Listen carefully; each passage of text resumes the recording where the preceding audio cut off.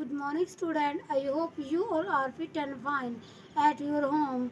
Today we will start class 11th and chapter 4th, part 2nd. हमने CWSN के बारे में पढ़ा था बेटा. आज उसी के सेकंड पार्ट में पढ़ेंगे. हमने फर्स्ट में पढ़ा था कि कौन कौन से गेम्स होते हैं. अब हम बात कर रहे थे ना, CWSN की बात कर रहे थे. हमने बात की थी स्पेशल कौन कौन से गेम होते हैं जिसके अंदर स्पेशल चाइल्ड पार्टिसिपेट कर सकते हैं, कैसे उनका कॉन्फिडेंस लेवल हाई कर सकते हैं या बढ़ा सकते हैं. तो उसी के अंदर हम बात करेंगे. ये कुछ रोल्स हैं बेटा. इन सभी के रोल क्या क्या हैं एक स्पेशल चाइल्ड की फील्ड में, लाइफ में क्या क्या रोल्स रहेंगे. सबसे पहले बात करते हैं हम रोल ऑफ काउंसलर. काउंसलर के बारे में आपने सुना होगा कि हम ना, अगर कोई भी प्रॉब्लम हो, साइकोलॉजिकल प्रॉब्लम हो या मेंटली प्रॉब्लम हो या डिप्रेशन हो, स्ट्रेस हो, ईटीसी कोई भी ऐसी प्रॉब्लम जो आपकी मेंटली प्रॉब्लम हो, तो हम उसको गाइड करते हैं ना कि आपको काउंसलर की ज़रूरत है. क्यों ज़रूरत होती है? क्योंकि हमें ना, जब हमारा कॉन्फिडेंस लेवल बिल्कुल लो हो जाता है ना, तो हमें क्या होती है, हमें काउंसलर की ज़रूरत है. काउंसलर क्या कहता है? काउंसलर हमारे जो हमारा कॉन्फिडेंस ख़त्म हो चुका था ना, उसको इंक्रीज़ करता है, उसको बढ़ाता है. तभी हम कहते हैं कि काउंसलर की सजेशन आपको लेनी चाहिए. तो आज हम पढ़ेंगे कि काउंसलर के रोल क्या क्या हैं. जो स्पेशल चाइल्ड बच्चे हैं उनके लिए काउंसलर का क्या क्या रोल है, तो उसके कुछ पॉइंट पढ़ेंगे बेटा. एक बात याद रखना, अगर आपसे किसी भी पॉइंट के बारे में पूछा जाए, अगर आप उस पॉइंट सभी पॉइंट में अगर आप 5 पॉइंट भी लिखते हो इन्हीं के पार्ट, तो क्या होगा, आपको मार्क्स फुल मिलेंगे. अगर आप इनके 4 या 3 पार्ट लिखते हो तो आपको मार्क्स नहीं मिलेंगे, कम मिलेंगे. मिले तो गए पर कम मिलेंगे. तो हम सबसे पहले बात करें रोल ऑफ काउंसलर. इसके अंदर 5 टाइप हैं बेटा. जो पहला टाइप क्या है, एकेडमिक गाइडेंस. ठीक है, सबसे पहले हम क्या करेंगे, एकेडमिक गाइडेंस करेंगे. एकेडमिक गाइडेंस की आपके करियर पॉइंट को लेके, जब 12th पास आउट होने के बाद, जिसमें non medical, medical, arts, commerce के स्टूडेंट होते हैं, एस्पिरेंट होते हैं, वो क्या कहते हैं कि वो 12th के बाद ऐसा क्या करें जो उनका करियर पॉइंट अच्छा बने. ठीक है, तो उसके लिए क्या होता है, टीचर से गाइडलाइंस लेते हैं या फिर हम काउंसलर के पास जाते हैं. काउंसलर के पास जाने का हमारा पर्पज़ क्या होता है? अगर हम काउंसलर के पास जाते हैं ना बेटा, तो वो हमें एक एग्जैक्ट पॉइंट पे गाइड करते हैं कि आपका लेवल ये है, और आप अगर इस लेवल में अगर काम करोगे ना, इस फील्ड में काम करोगे, तो आप अच्छा लेवल ले सकते हो. इसमें क्या होता है, एकेडमिक लेवल में, जैसे कि आपको नेवी में जाना है, तो नेवी के लिए क्या प्रोसेस होती है, उस जो प्रोसेस को है, कौन बताता है? काउंसलर बताता है. हमारा फर्स्ट पॉइंट हो गया. अब हम बात करेंगे सेकंड पॉइंट की. सेकंड पॉइंट में क्या था, साइकोलॉजिकल प्रॉब्लम सॉल्व करना. क्या है? Psychological problem solve. अभी यही बात आती है, साइकोलॉजिकल प्रॉब्लम क्या? आप कहोगे मैम ये क्या प्रॉब्लम होती है? इसके अंदर बेटा देखो, हम मान सकते हैं, स्पेशल चाइल्ड की बात ले लेते हैं. स्पेशल चाइल्ड के अंदर क्या होता है, कॉन्फिडेंस लेवल है ना बेटा, थोड़ा कम हो जाता है. क्यों हो जाता है? जब वो सोशल अराउंडिंग एरिया में आते हैं ना, तो उनका तो कॉन्फिडेंस लेवल थोड़ा लो हो जाता है. क्यों? क्योंकि उनमें ना मतलब उनके अंदर एबिलिटी तो होती है, पर लेकिन वो अपनी एबिलिटी दिखा नहीं पाते. क्यों नहीं दिखा पाते? क्योंकि उनको ये लग जाता है कहीं ना कहीं कि है ना, हम वो नहीं है जैसे कि एक फिट एंड फाइन पर्सन होता है, उस तरीके से मतलब हमें ऐसा बनाया नहीं गया. तो उससे क्या होता है, जो अपने अंदर की जो क्वालिटी होती है ना, वो बाहर नहीं आ पाती. तो क्यों? उसके लिए क्या करते हैं, उसके लिए काउंसलर काम करता है, उसके कॉन्फिडेंस को बढ़ाने के लिए. सेकंड पॉइंट हम ले सकते हैं, इसके अंदर कलर की बात कर देते हैं.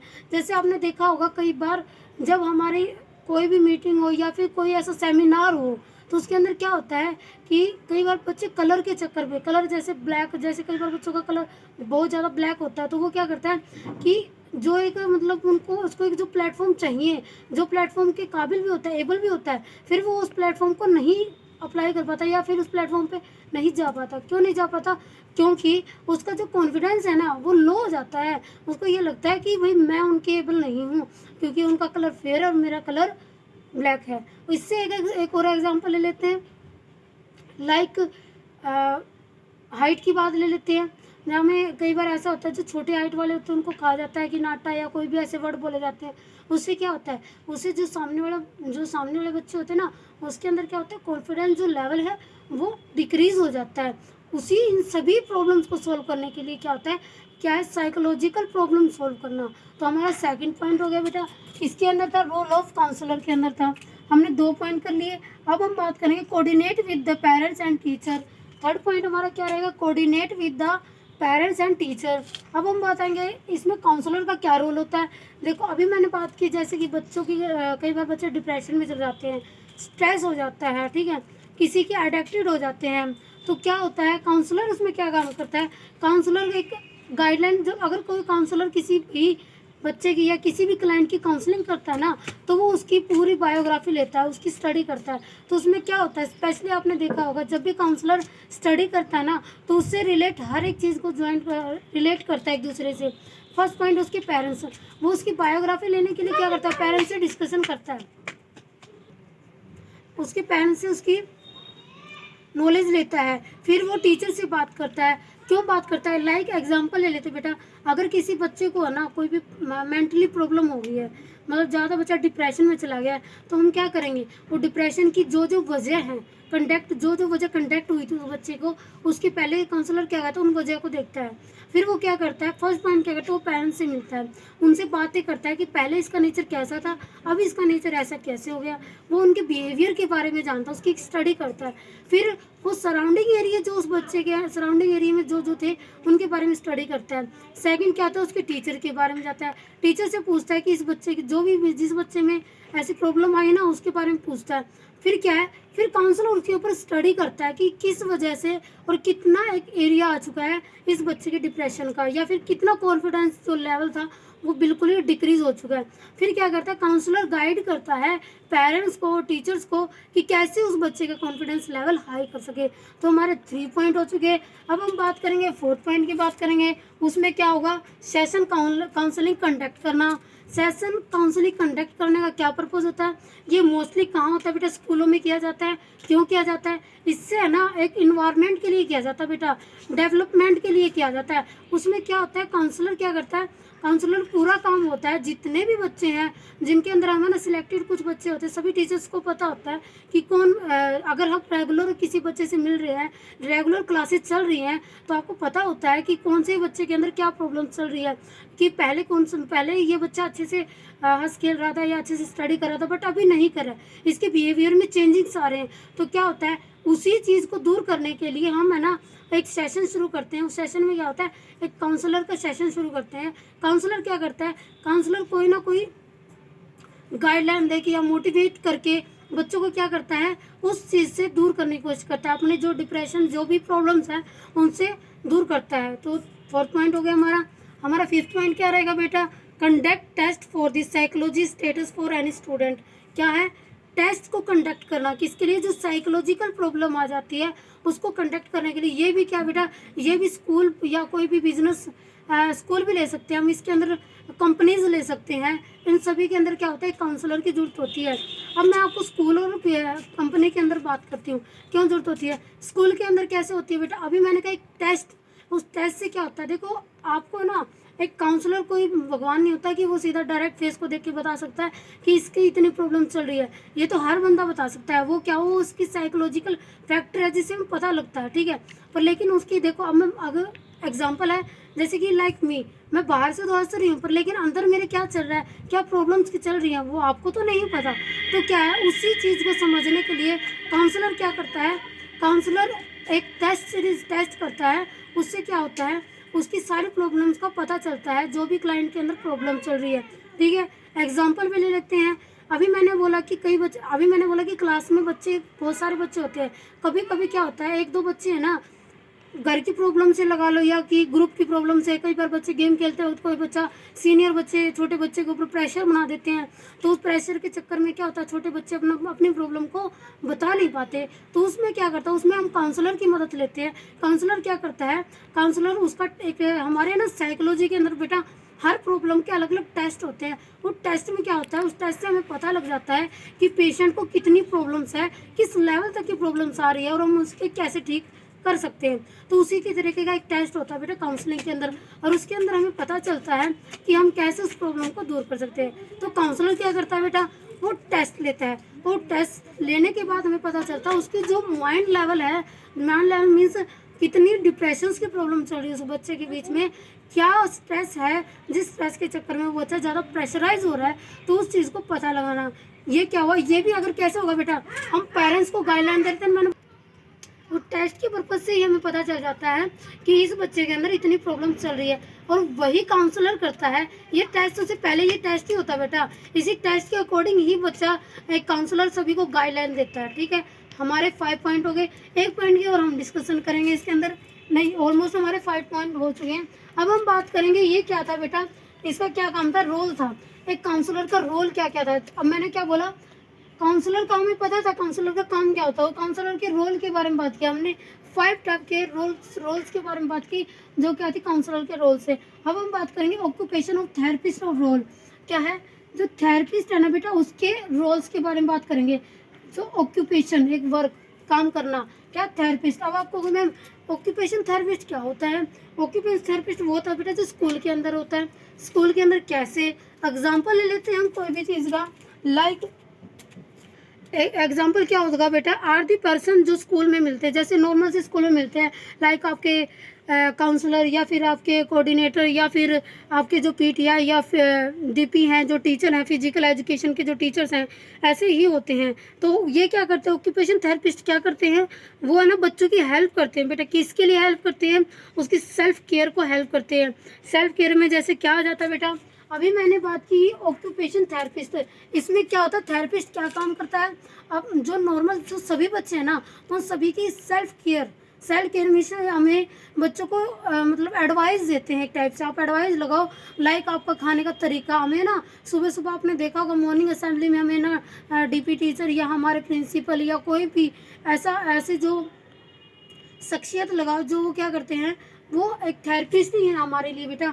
वो हमें क्या करते हैं, गाइड करते रहते हैं, टाइम टू टाइम गाइड करते हैं कि आपको किस तरीके से खाना चाहिए, आपको लंच किस टाइम खाना चाहिए, ठीक है, आपका ड्रेसिंग सेंस कैसे होना चाहिए, आपका चलने का तरीका कैसे होना चाहिए, ठीक है, आप किस तरीके से खुद की सेल्फ केयर कर सको। सेल्फ केयर मीन्स ऐसा नहीं है बेटा कि आप खाना खाने पर फोकस करो।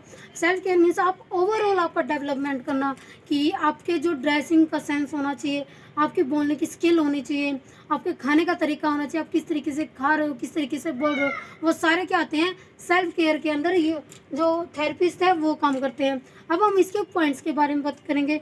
फर्स्ट पॉइंट हमारा क्या रहेगा, फर्स्ट पॉइंट हमारा इसके अंदर रहेगा find of motor development of help. क्या होता है, find of motor development. Motor development 2 part के है। देखो बेटा इसके अंदर क्या होता है, इसमें स्किल्स होती है, जो हमारी मोटर स्किल्स होती है ना, उनको डेवलप करता है। मोटर स्किल्स मीन्स, अब हम बात करेंगे 2 टाइप की स्किल होती है। सबसे पहले जो हमारी स्किल थी वो कौन सी थी, वो थी हमारी ग्रोस मोटर डेवलपमेंट स्किल। कौन सी थी, ग्रोस मोटर डेवलपमेंट स्किल, ठीक है। सेकंड हमारी कौन सी थी, फाइन डेवलपमेंट ऑफ स्किल। जो हमारी ग्रोस डेवलपमेंट ऑफ स्किल थी उसके अंदर क्या होता है, हमारे जो लार्ज मसल्स हैं उनकी लेंथ को बढ़ाना। अभी मेरा फिर से सुनना, 2 टाइप के मसल्स थी। फर्स्ट मसल्स का क्या बोला था मैंने, gross muscles, gross motor skill development. इसमें क्या था, जो हमारी लार्ज मसल्स हैं उनको डेवलप करता है। लार्ज मसल्स को कैसे डेवलप करते हैं, लाइक इसके अंदर कौन कौन से गेम इवेंट आते हैं, जैसे कि रेस हो गई, जंपिंग हो गई, या ऐसे गेम जिसमें हम हमारी बॉडी की एक्टिविटी हो, तो ज़्यादातर से लेग्स की एक्टिविटी होती है, ठीक है, हमारी मसल्स इसमें लार्ज होती हैं। अब सेकंड मैंने क्या बोला था, fine motor skill development. Fine motor skill development के अंदर क्या था, इट मीन्स आपके फिंगर्स एंड आपके अंदर इसमें क्या होता है बेटा, आपकी फिंगर्स आ जाती हैं। सेकंड क्या हो गया, आपके हैंड आ जाते हैं, हैंड आ जाते हैं। देखो क्या बोला गया, फिंगर एंड हैंड्स। इसमें क्या होता है, आपके 2 टाइप की जो आपकी मोटर स्किल है उनका डेवलप होता है। इट मीन्स आपके हैंड एंड आपकी फिंगर्स। अब आपको मैं हैंड और फिंगर्स की कैसे, देखो अभी मैं आपको अगर कुछ बोल रही हूँ ना, अभी मैंने क्या बात किया, ऑक्यूपेशन थेरेपिस्ट है, इसमें क्या बोला, आपके बोलने का तरीका, तो आपके हाथों की मूवमेंट्स, ठीक है, वो मूवमेंट्स किस तरीके से हो रही हैं, तो उनको डेवलप करना, it is a second part. Okay, अब हम बात करते हैं इसके थर्ड पार्ट की बात करते हैं। अब हम बात करते हैं सीधा बेटा, अब हम बात करते हैं कौन सा है, रोल ऑफ फिजियोथेरेपिस्ट, ठीक है। अब हम बात किसकी करें, फिजियोथेरेपिस्ट। इससे तो आप बहुत अच्छे से अवगत हो बेटा कि आपको पता है फिजियोथेरेपिस्ट कौन होते हैं। फिजियोथेरेपिस्ट वो होते हैं जैसे कि हमारी मसल्स वगैरह, मसल्स खिंच जाती है या हमें अंदरूनी कोई चोट लग जाती है, तो उसमें क्या होता है, हम क्या कहते हैं, या फिर स्वेलिंग आ जाना, तो हम क्या कहते हैं, हमें ना फिजियोथेरेपिस्ट की ज़रूरत है। सर्वाइकल हो जाना, ऐसी प्रॉब्लम जिसे हम, जो हमारी नसें, जो हमारी मसल्स है ना उसके अंदर प्रॉब्लम, या नर्वस सिस्टम के अंदर प्रॉब्लम आती है, तो हम क्या, फिजियोथेरेपिस्ट की हमें ज़रूरत होती है, ठीक है। तो उसके अंदर क्या कह रहे हैं, फिजियोथेरेपिस्ट हमें ये तो पता चल गया आप कौन है। अब हम बात करते हैं रोल की, फिजियोथेरेपिस्ट के रोल क्या क्या है। तो फर्स्ट पॉइंट हमारा क्या रहेगा इसमें, फर्स्ट पॉइंट हमारा इंजरी मैनेजमेंट करना। अब आप कहोगे मैम इंजरी मैनेजमेंट कैसे, आपको भी पता है कि हम अगर कोई भी एक्टिविटी कर ले बेटा, अगर आप चल रहे हो ना, चलते वक्त कई बार हम पैर मुड़ जाते हैं, या फिर आप गेम एक्टिविटी कर रहे हो तब कोई चोट लग जाए किसी भी टाइप की, तो उसमें क्या होता है, जो फिजियोथेरेपिस्ट क्या करता है,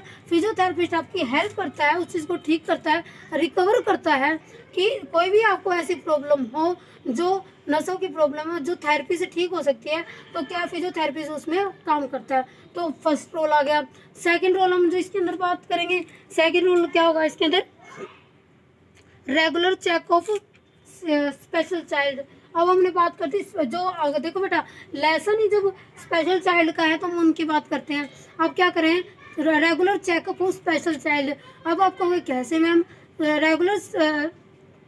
रेगुलर चेकअप से कैसे बेटा, जैसे कि आपको पता है दिव्यांग बच्चे हैं, स्पेशल बच्चे हैं, तो क्या होता है कई बार देखो बच्चों की पैरों की मूवमेंट्स, और कई बार जैसे हम कह रहे हैं ना गेम एक्टिविटी करवाते हैं, तो क्या फिजियोथेरेपिस्ट क्या करते हैं, डेली नहीं तो वीकली इनका टेस्ट लेते हैं, टेस्ट करते हैं, तो इनकी थेरेपी देते हैं, ताकि जो इनकी मसल्स हैं जो वीक हो चुकी हैं डेली काम ना करने की वजह से, तो उससे क्या होगा, अभी मैंने बात की थी ना बेटा, अब हम बात कर रहे थे जो क्या थी फिजियोथेरेपिस्ट की। अब जो थर्ड पॉइंट हमारा क्या था, इसमें क्या था, रेगुलर चेकअप क्यों जरूरत होती है, मैंने अभी बोला कि मसल्स की प्रॉब्लम की वजह से। अगर हम है ना उनको वीकली अगर थेरेपी देते हैं ना बेटा, तो उनकी जो वीक मसल्स है ना वो स्ट्रॉन्ग हो जाएंगी। अब हम बात करते हैं फोर्थ पॉइंट की बात करते हैं। फोर्थ पॉइंट क्या था आपका, फोर्थ पॉइंट इसके अंदर था बॉडी डिसेबिलिटी को दूर करना। कैसे, बॉडी की जो डिसेबिलिटी है उनको दूर करना, उनको डिक्रीज करना, कैसे कर सकते हैं, उनको दूर कैसे कर सकते हैं हम, अगर हम उनको रेगुलर थेरेपी नहीं है, वीकली अगर थेरेपी दे रहे हैं, तो उनकी जो डिसेबिलिटी है, जो उनकी कमजोरी है, लाइक मैंने बोला लेग्स की प्रॉब्लम थी उनको, तो क्या हुआ अगर हम डेली उनको थेरेपी देंगे, हम ये नहीं कह सकते वो 100 चलना शुरू हो जाएंगे, 100 उनका जो बॉडी है वो काम करने लग जाएगी, पर लेकिन ये तो कह सकते हैं कि 30% तो वर्क करेगी ना। तो वो क्या है, अगर हम डेली उनकी थेरेपी देते हैं, उनको थेरेपी देते हैं, तो क्या हुआ, उनकी जो बॉडी की डिसेबिलिटी है वो धीरे धीरे कम हो जाएगी, और उनको क्या होगा, जो उनका सेल्फ कॉन्फिडेंस है वो इंक्रीज हो जाएगा।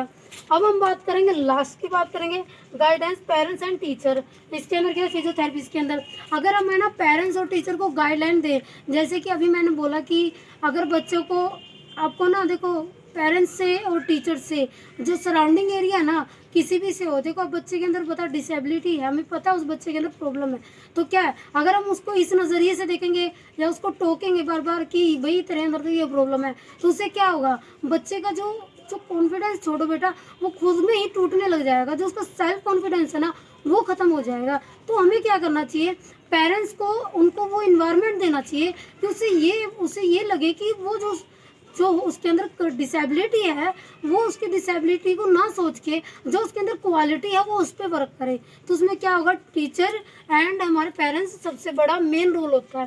ठीक है, अब हम बात करेंगे फिजिकल एजुकेशन टीचर रोल। देखो अभी क्या physical education teacher role, it means मी आपसे ले सकते हैं। देखो कितने स्कूल के अंदर टीचर्स होते हैं जो फिजिकल एजुकेशन के अंदर काम कर रहे हैं। तो फिजिकल एजुकेशन टीचर्स का काम क्या होता है, डिसिप्लिन बनाना। ठीक है, डिसिप्लिन कंडक्ट करना, इस तरीके का डिसिप्लिन होना चाहिए कि जहाँ आप अगर काम जहाँ आप वर्क कर रहे हो ना, वहाँ ऐसी कोई प्रॉब्लम ना आए जिससे वहाँ का डिसिप्लिन बिगड़े। ठीक है, अनडिसिप्लिन वाली कोई चीज़ें ना हो। अब क्या है, मोटर डेवलपमेंट करना। देखो अगर हम बच्चों की डेली एक्टिविटी करवाते हैं, लाइक मॉर्निंग असेंबली में आप एक्सरसाइज करवाते हैं, देखा होगा आपको टीचर को एक्सरसाइज करवाते हुए। ठीक है, साथ के आपके गेम के पीरियड्स होना। और सेकंड पॉइंट क्या था, आपकी classes academic as a academic काम करना। तो एकेडमिक में कैसे होता है, जैसे +1 +2, अब तो 10th में भी physical education as a subject है। तो उसमें क्या होता है बेटा, हम उनको ना थ्योरी और प्रैक्टिकल दोनों नॉलेज देते हैं। कई बार कह देते हैं कि मैम कई बार होता है कि फिजिकल एजुकेशन क्या है, फिजिकल एजुकेशन आपकी मोटर डेवलपमेंट करता है, जो कि एक साइंस फील्ड से, जो एक फिजिक्स केमिस्ट्री छोड़ के बायो और फिजिक्स से काम करता है। हमने देखा कई ऐसी चीज़ें पॉइंट, कई लेसन ऐसे आते हैं जिसमें हमारे फिजिक्स और बायो बहुत अच्छे से काम आती है। ठीक है, अब हम बात करेंगे इसके पॉइंट्स के बारे में बात करेंगे फिजिकल एजुकेशन टीचर्स के अंदर। सबसे पहले हम बात करेंगे इसके अंदर डिसिप्लिन मेंटेन करना। अभी मैंने बोला कि एक टीचर क्या करता है, डिसिप्लिन को मेंटेन करके रखता है।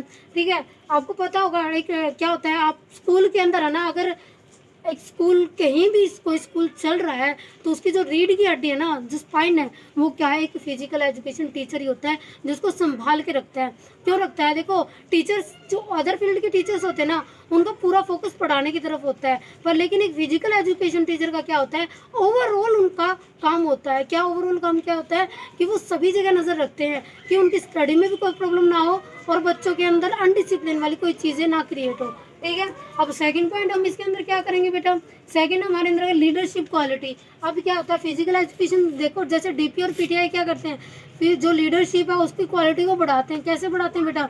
लाइक एग्जांपल ले लेते हैं, मॉर्निंग में असेंबली होती है, तो मॉर्निंग असेंबली में कई बार क्या करते हैं, टीचर गाइडलाइन देता है, जो डीपी टीचर है या पीटीआई टीचर, वो क्या कहता है, गाइडलाइन देता है बच्चे को कि आप ऐसे कंडक्ट करो असेंबली को। तो क्या होगा, उससे ना उसके अंदर एक लीडरशिप की क्वालिटी इंक्रीज होती जाएगी।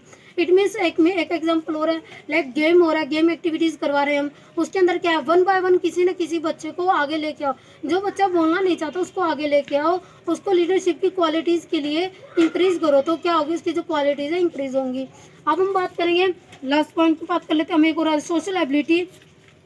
सोशल एबिलिटी कैसे? देखो, अभी मैंने बोला कि अगर हम एक ग्रुप में काम कर रहे हैं, ग्रुप में हम किसी न किसी बच्चे को ऊपर उठा रहे हैं, तो उससे क्या होगा, जो उसकी सोशल एबिलिटी है वो भी क्या होंगी, इंक्रीज होंगी। एज ए एकेडमिक मैंने बताया कि एज ए एकेडमिक कैसे 11th और 12th जैसे क्लासेस को physical education as a subject read करवाना, पढ़ाना, तो उससे क्या होगा, एकेडमिक लेवल भी बढ़ेगा बच्चों का। हमारा क्या हुआ, physical education teacher as a role जो हमारा कंप्लीट हो चुका है। रोल ऑफ स्पीच थेरेपिस्ट, अब बात क्या रही है, जो स्पीच थेरेपिस्ट है उसके रोल के बारे में बात कर रहे हैं हम। ठीक है, सबसे पहले बात करते हैं स्पीच। आप कहोगे मैडम स्पीच थेरेपिस्ट कौन होते हैं? देखो बेटा, इन सभी का काम क्या है, स्पेशल चाइल्ड के साथ साथ अदर जो चाइल्ड है उनके लिए भी काम करना होता है। तो हम बात करते हैं स्पीच, आपके बोलने की स्किल को डेवलप करना। बोलने की स्किल को डेवलप कौन करता है? जैसे आप बोल रहे हो, जैसे आप कम्युनिकेट कर रहे हो, ठीक है, आप एक दूसरे के साथ कम्युनिकेट कर रहे हो, आप जो आपके अंदर एबिलिटी है उसको बाहर कैसे आप दिखाना चाहते हो, वो क्या होती है, उसको भी दिखाने का तरीका कैसे होना चाहिए, तो वो क्या, हमारी स्पीच से ही होता है। देखो, अगर मैं आपको कोई बात अब समझा रही हूँ तो समझाने के लिए मैं अपनी आवाज़ बोल रही हूँ ना, स्पीच मतलब कुछ ना कुछ बोल रही हूँ ना, तो उससे क्या हो रहा है, मैं अपनी स्पीच मतलब अपने बोलने के तरीके से आपको इन चीज़ को बता रही हूँ। ठीक है, तो ये होता है स्पीच। अब हम बात करते हैं स्पीच की, थोड़ी एक और बात कर लेते हैं। इसमें क्या होता है, कम्युनिकेशन स्किल को डेवलप करना। कम्युनिकेशन स्किल डेवलप कैसे होगा? अभी मैंने बात की आपसे कि जैसे कि हमने देखा कि मैंने एक टीम को अरेंज करा और टीम में से किसी ना किसी बच्चे को बाहर लेके आई लीडरशिप के लिए, वैसे ही देखो, अगर किसी ना किसी हम जैसे स्कूल कोई छोटा नहीं तो स्कूल बहुत बड़ा होता है, ठीक है, किसी ना किसी बच्चे को हम डेवलप करने के लिए आगे लेके आते हैं, तो उसमें क्या होगा, उसकी जो सोशल क्वालिटीज़ है वो डेवलप होंगी, साथ के साथ उसका कम्युनिकेशन स्किल भी डेवलप होगा। लाइक हमें स्पोकन क्लासेस ले लेते हैं हम। स्पोकन क्लासेस में क्या होता है, स्पोकन क्लासेस में क्या होता है, टीचर उनको गाइडलाइन देता है, बेटा कि आप इस तरीके के वर्ड्स डेली यूज़ करो। तो क्या होता है, नेक्स्ट डे जब टीचर किसी बच्चे को उठा के बोलता है तो उससे क्या होगा, जो उसके कम्युनिकेशन जो स्किल है जो वो क्या होती है, डेवलप होनी शुरू हो जाती है। सेकंड है पब्लिक स्पीकिंग। पब्लिक स्पीकिंग का डेवलप कैसे होगा? अभी मैंने बोला कि स्पोकन क्लासेस चल रही है, वही अगर हमें डेली वर्ड्स मिला, हमने डेली हम उसको बोल रहे हैं, अपने टंग के अंदर लेके आ रहे हैं, डेली हम अपने रूटीन में उस चीज़ को ऑब्जर्व कर रहे हैं, तो क्या होगा, देखना आप धीरे धीरे क्या होता है, आपकी जो स्किल है वो डेवलप होती जाएगी। It means speech therapist. ठीक है, स्पीच थेरेपिस्ट मीन्स एक ये आगे बेटा एक और चीज़ आ सकती है, जैसे कि आपको बोला स्पेशल चाइल्ड। स्पेशल चाइल्ड में कई बच्चे होते हैं जिनको बोलने में दिक्कत आती है, तो उनको क्या कहते हैं, हम उनको बोलने का तरीका सिखाते हैं, उनको शब्दों का अच्छे से बोलने का तरीका सिखाते हैं। जैसे कि आप बोलते थे किसी बच्चे को फै को फै बोलने में आप प्रॉब्लम आती है, तो क्या होता है, हम उनको बार बार एक वर्ड को रिवाइज करवाते हैं। रिवाइंडिंग करवाने के बाद क्या होता है, जो आपकी लर्निंग मेमोरी है उसके अंदर वो वर्ड सेव हो जाता है। क्या आपका जो माइंड है ना, 2 टाइप में डिवाइड है, वैसे तो 3 टाइप में, बट लेकिन अनकॉन्शियस और कॉन्शियस। और अनकॉन्शियस में क्या होता है, कॉन्शियस माइंड क्या है, जो अभी प्रेजेंट आप हो, अनकॉन्शियस क्या है, जो आप सोचते हो। तो क्या हुआ, अब आपने क्या किया, डेली जो आप वर्ड बोल रहे हो वो आपके कॉन्शियस माइंड में है, पर बोलने के बाद भी वो आपके माइंड में रिवाइज हो रहा है, वो क्या हुआ, वो आपके अनकॉन्शियस माइंड में चल रहा है। तो क्या हुआ, स्पीच थेरेपिस्ट का ऐसे काम होता है। अब हम बात करते हैं स्पेशल एजुकेटर। अब आप बात आती है स्पेशल एजुकेटर के अंदर, बेटा इसके अंदर क्या होगा, वर्किंग ऑफ मैनेजमेंट, इसके अंदर क्या आता है, वर्किंग ऑफ मैनेजर। मैनेजर कैसे, जो भी आप अडेप्टिव करते हैं, देखो अभी मैंने बात की, इसमें क्या है, स्पेशल एजुकेटर के अंदर क्या होता है बेटा, इसका क्या होता है, मैनेज करना। इसका काम क्या होता है, सब चीज़ को मैनेज करना, एक टाइप से मैनेजर। आपको पता है मैनेजर क्या करता है, मैनेजर का काम होता है ऊपर से लेकर नीचे तक सारा चीज़ मेंटेन हो। तो ये क्या है, अभी मैंने बोला स्पेशल ओलंपिक, स्पेशल गेम होते हैं जो स्पेशल चाइल्ड के लिए होते हैं। तो क्या है, मैंने अभी बोला था ना, जो स्पेशल ओलंपिक्स है, चाहे भारत स्पेशल ओलंपिक है, उन्होंने क्या किया, उन्होंने रूल्स तैयार किए। तो उन रूल्स को फॉलो कैसे किया जाए, तो वो क्या होता है, स्पेशल एजुकेटर का काम होता है, एज ए मैनेजर का काम होता है इनका। मैं मैनेजर का नाम लूँ तो कोई गलत नहीं होगा, मैनेजर का काम होता है। अब मैनेजर क्या करेगा, वो ऐसे रूल बनाएगा जिससे स्पेशल चाइल्ड अच्छे से उसमें पार्टिसिपेट करें। फर्स्ट पॉइंट हो गया। सेकंड पॉइंट हम क्या ले सकते हैं, मैनेजर क्या करता है, मैनेजर वे चीज़ें तैयार करता है जो बच्चा बोल सके। लाइक मैंने बोला कि बच्चे को बोलने में प्रॉब्लम है, ठीक है, उसको सुनाई बोलने में प्रॉब्लम है, तो क्या टंकी हम कह सकते हैं, ऐसे एक्सरसाइज लेके आना जिससे क्या होगा, बच्चे की जो टंग की स्किल है वो डेवलप हो सके। बच्चे को सुनाई नहीं दे रहा तो हम क्या है, टीचर हम क्या करेंगे, उसमें क्या होगा, मैनेजर का काम। थर्ड काम क्या होगा, बच्चे के लिए इशारों की काम चलना, ठीक है, हाथों के इशारों से हम उस चीज़ को पढ़ा सके, ठीक है। फोर्थ पॉइंट क्या होगा, इन सभी का काम, देखो हमने क्या, काउंसलर का काम किया, थेरेपिस्ट का काम किया, फिजियोथेरेपिस्ट का काम था, टीचर का काम था, स्पीच थेरेपिस्ट का काम था। इन सभी को मैनेज कौन करता है, स्पेशल एजुकेटर करता है। स्पेशल एजुकेटर इनको कंडक्ट करता है ताकि क्या हो, एक मोटर डेवलपमेंट हो सके स्पेशल चाइल्ड का। आज हमारा जो सेकंड पार्ट है ना बेटा, यही ओवर हो जाता है, क्लोज हो जाता है। नेक्स्ट हम करेंगे, नेक्स्ट पार्ट में करेंगे। यहाँ तक आई होप कोई प्रॉब्लम नहीं होनी चाहिए, छोटे छोटे शब्दों में समझाने की कोशिश होती है बेटा। अगर आप है ना, एक चीज़ याद रखो, अगर आपके इनके मीनिंग के बारे में आपको ये पता चल गया कि रोल ऑफ काउंसलर है क्या चीज़, तो पॉइंट तो आप बना सकते हो। आप उसी से रिलेट करती चीज़ें लिखोगे तो कोई आपके मार्क्स नहीं कट करेगा। बट क्या आप पॉइंटों में लिखोगे तो मार्क्स ज़्यादा मिलने के चांसेस होते हैं। आई विल गारंटेड कि अगर आप पॉइंटों में लिखोगे तो आपको मार्क्स 100% मिलेंगे। थैंक यू बेटा, हैव ए नाइस डे।